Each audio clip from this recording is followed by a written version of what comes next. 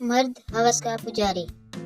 جب عورت مرتی ہے اس کا جنازہ مرد اٹھاتا ہے، اس کو لحد میں یہی مرد اتارتا ہے، پیدائش پر یہی مرد اس کے کان میں اذان دیتا ہے، باپ کے روپ میں سینے سے لگاتا ہے، بھائی کے روپ میں تحفظ فراہم کرتا ہے اور شوہر کے روپ میں محبت دیتا ہے، اور بیٹے کی صورت میں اس کے قدموں میں اپنے لیے جنت تلاش کرتا ہے۔ واقعی بہت ہوس کی نگاہ سے دیکھتا ہے۔ ہوس بڑھتے بڑھتے ماں ہاجرہ کی سنت پر عمل کرتے ہوئے صفا و مروہ کے درمیان صحیح تک لے جاتی ہے۔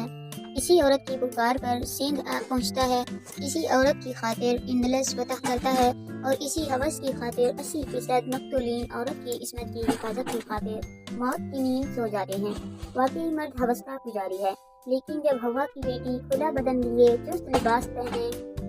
باہر نکلتی ہے اور اس کو اپنے شہر میں مبتلا کر دیتی ہے تو یہ واقعی ہوس کا پجاری بن جاتا ہے۔ اور کیوں نہ ہو، کھلا گوشت تو آخر کتے بلیوں کے لیے ہی ہوتا ہے۔ جب عورت گھر سے باہر ہوس کے پجاریوں کا ایمان خراب کرنے نکلتی ہے تو روکنے پر یہ آزاد خیال عورت مرد کو تنگ نظر اور پتھر کے زمانہ کا جیسے القابات سے نواز دے رہی ہے کہ کھلے گوشت کی حفاظت نہیں، کتوں بلوں کے منہ سینے چاہیے ہیں۔ 70,000 کا سیل فون ہاتھ میں لے کر، تنگ شرٹ کے ساتھ، پھٹی ہوئی جینس پہن کر، میک اپ چہرے پر لگا کر، کھلے بالوں کو شانوں پر گرا کر، انڈے کی شکل جیسا چشمہ لگا کر، کھلے بال جب لڑکیاں گھر سے باہر نکل کر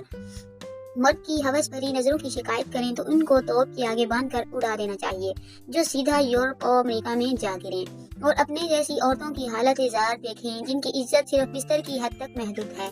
سنبھال اے بنت ہوا اپنے شوخ مزاج کو، ہم نے سرے بازار حسن کو نیلام ہوتے دیکھا ہے۔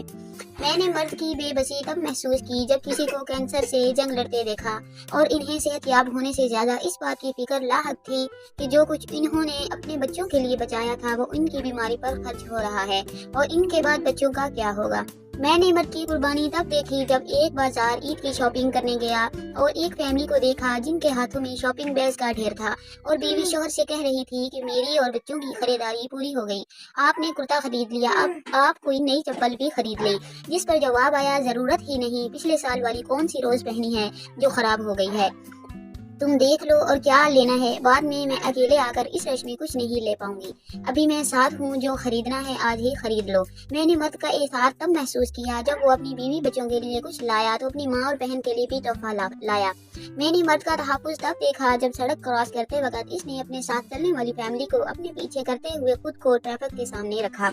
میں نے مرد کا ضبط تب دیکھا جب اس کی جوان بیٹی گھر اجڑنے پر واپس لوٹی تو اس نے غم کو چھپاتے ہوئے بیٹی کو سینے سے لگایا اور کہا کہ ابھی میں زندہ ہوں، لیکن اس کی کھینچتی ہوئی کنپٹیاں اور سرخ ہوتی ہوئی آنکھیں بتا رہی تھیں کہ ڈھیر تو وہ بھی ہو چکا، رونا تو وہ بھی چاہتا ہے، لیکن یہ جملہ کہ مرد کبھی روتا نہیں اسے رونے نہیں دیتا۔